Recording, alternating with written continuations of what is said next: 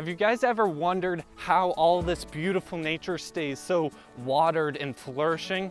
Well, in today's video, we're gonna show you guys how you can implement this beauty to your garden.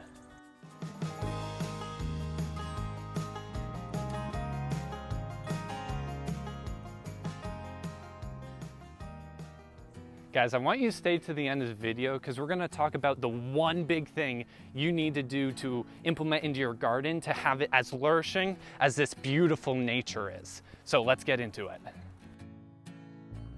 So how do you keep it as lush as this nature? Like, look, wild blackberries.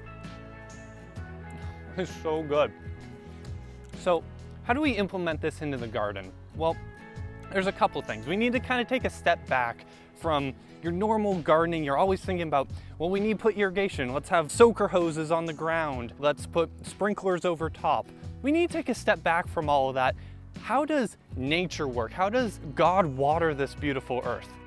We're going to talk about two things. Obviously, you have rainwater coming down, but there's another thing, water retention in the soil, which is really big because it doesn't rain every day. So we're going to talk about it in the forest, in the meadow. How does nature get watered all the time? So we're entering the forest here, and obviously it's raining to keep this all nice and green, but how does it hold water?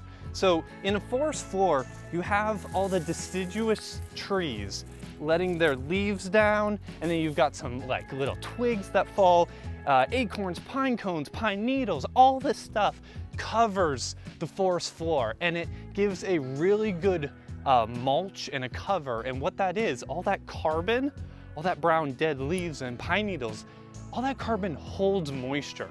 So let's say it rains one day, it's gonna hold moisture for multiple days to hold it over till the next rain, like let's say 4 days later, a week later. This is how a forest stays beautifully watered.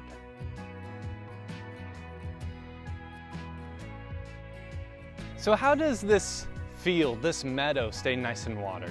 It's unlike the forest floor, keeping all that carbon from all those leaves dropping, because you don't have tons of leaves out in a meadow. So how does the meadow keep all of this when it rains? How does it retain the water so it doesn't, all the plants don't just dry out?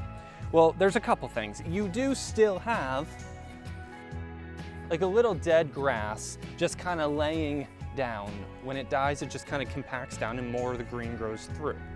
So there's a little carbon layer that retains some moisture, but it's not enough compared to like the floor of a forest.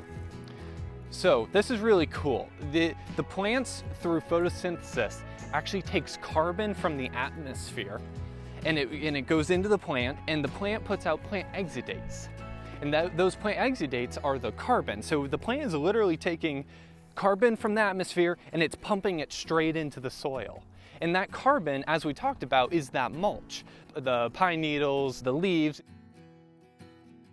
So no matter if the carbon is going into the soil through plant exudates or just a mulch layer on the ground like the dead grass and meadow or the leaves in the forest, it's still putting carbon either on or in the soil, and that's gonna hold moisture when it rains. So plant exudates aren't only putting carbon in the soil, it also is giving food for all the microbes. The plant exudates are food for the microbes. All the microbes kind of work together and have beneficial relationships, which is very interesting. When you have a legume, a brassica, like a grass in the same area, there's so much beneficial microbe relationships down there that it actually makes your pasture or your garden or whatever you're growing much more drought resistant. So what it means is it actually holds much more water. So it's very interesting. Through photosynthesis, you're putting more carbon in the soil to actually retain more water, and also you're feeding the microbes to have beneficial relationships with all of the different types of plants to then make each of the plants stronger. So it's all just showing, improving the complexity of how nature was created, how God designed all the systems to work together. It's flourishing without man getting in there with husbandry skills. Now, don't get me wrong, there are definitely some good pruning things you can do to kind of help plants kind of have more fruit and all that. We can get into that in the other videos. But it's just amazing just to go out into nature and just see God takes care of all the plants. There's millions of trees, all the grass, everything.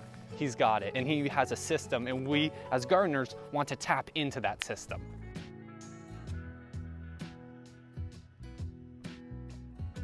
So how do you have these natural productive systems like we see in nature, but in a garden so you can grow food for your family? Well, the one thing you always need to keep in mind is when you go to plant out your garden, you need to have at minimum 4 different types of plants planted in the same area. So for example, it's a basil plant, a tomato plant, a carrot plant, and a bean plant. I really struggle with the bean plant, but you need to have the different families together because in the soil, the microbes interact with the different families and they end up creating beneficial relationships with each other. So they're gonna help each other grow stronger and more drought resistant than if you had just a row of kale. The microbes are actually fighting each other because it's a monocrop in that row. So there are 4 main microscopic animals that you're trying to bring to your plant roots, and those are bacteria, fungi, protozoa, and nematodes. Now, you bring them all in. When you plant diversity, you actually bring them into your plant roots. And there's special relationships, they all have different roles, but what ends up happening in the long run that we don't see because it's all underground is they work together when there's plant diversity, and these plants end up becoming stronger and more healthier and more drought resistant. There's one thing I want to talk about, and it's about mycorrhizal fungi. So when plant roots go into the soil, mycorrhizal fungi attaches itself to the plant roots to eat the plant exudates that the plant's giving off.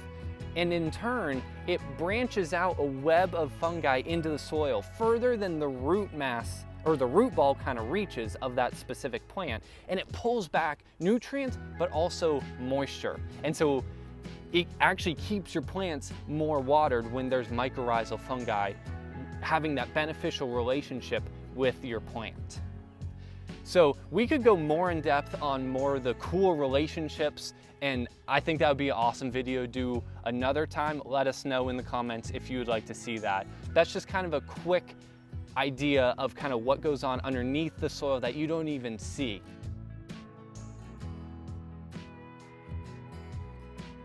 So I'm gonna wrap this thing up. Ironically, it's actually starting to rain now. But I really hope this video helped you take a step back and understand there's more going on than just the plants, and there's a whole living world going on in the soil. And if you guys like this, please leave a comment below, let me know. And as I said, maybe we can do another video talking about more of what goes on in the soil. But thanks for watching, see you guys next time. What's going on, Zach? I don't like this. Are you surrounded by nature? There's so many wags. Nature. It's all over me. Get it off. Go. Water. It's good for your plants. Do it often. Irrigation. End scene. And that is a wrap. What is going on right now?